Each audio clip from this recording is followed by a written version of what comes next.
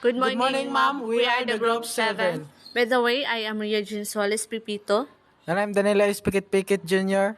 And I'm Philip Angilay. And our topics Is- are entitled Global, Global Migration, Migration, Impact of Sending and Receiving Countries. So, what is global migration?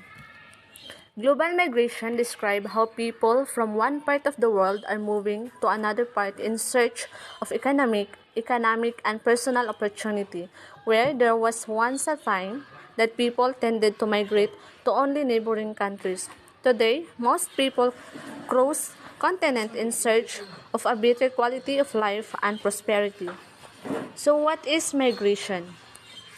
Migration is the movement of a person or people from one country, locality, place, or residence, etc., to settle in another. So, there are two types of migration, which is internal migration and international migration. Internal migration or domestic migration is human migration within a country, where international migration is the movement of people across international borders for the purpose of settlement. International migrants change their usual place to resident from one country to another. So, ang internal migration is a migrant which is happening only within the Philippines, while the international migration, ma'am, is kanang migration siya nga through another country. International migration has 5 classifications. Number 1, immigrants. Those who move permanently to another country. Number 2, OFW. Workers who stay in another country for a fixed period of time, at least 6 months in a year. Number 3, illegal migrants. Workers probably does not harm the economy of the receiving countries but deny the protection of the law and defenseless. Number 4, petition migrants, whose families petition them to move to the destination country. Number 5, refugees. They are also known as asylum seekers, unwilling to return to their country because of fear of oppression on account of race, religion, nationality, or political opinion. Different reason of migration.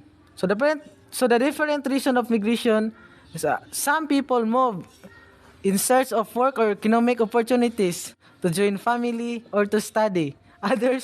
Move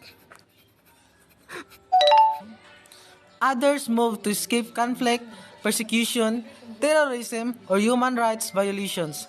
Still others move in response to the adverse effects of climate change, natural disasters, or other environmental factors. Impact of global migration in terms of economics. Migration raised world GDP, in particular by raising productivity. Average per capita incomes of natives increase as their skills are complemented with those of migrants. Remittance from abroad left income per capita in the origin countries help to offset the potential negative effect of migration. Good day, ma'am. I am Rizli Cuevas, and I am the fourth reporter of our topic, the impact of migration on sending and receiving countries. The impact of migration on sending and receiving countries. The focus in the West is always on how immigration impact the destination, location, and local workers. But how does it affect the sender countries? According to the World Bank, in 2013, 247 million people migrated, while in 2015 this number is estimated to rise to 250 million. Anti-immigration sentiment is on the rise, and while the impact on destination countries in North America and Western Europe is constantly debated in the media, the economic impact also weighs heavily upon sender nations. Thank you, ma'am. I am Patrick Tiposo. One of the elements of immigrations that is sent to benefit the sending country is the payment of remittance, the sending of money back home. These large transfers of money from the prosperous development world to poor developing world are often viewed as key to the development, the later economic development. Um, Word of Labor author Professor Klaus write in his article about the negative impact of restricting labor mobility, that migrants establishing themselves in another country can create a brain drain in the sending country.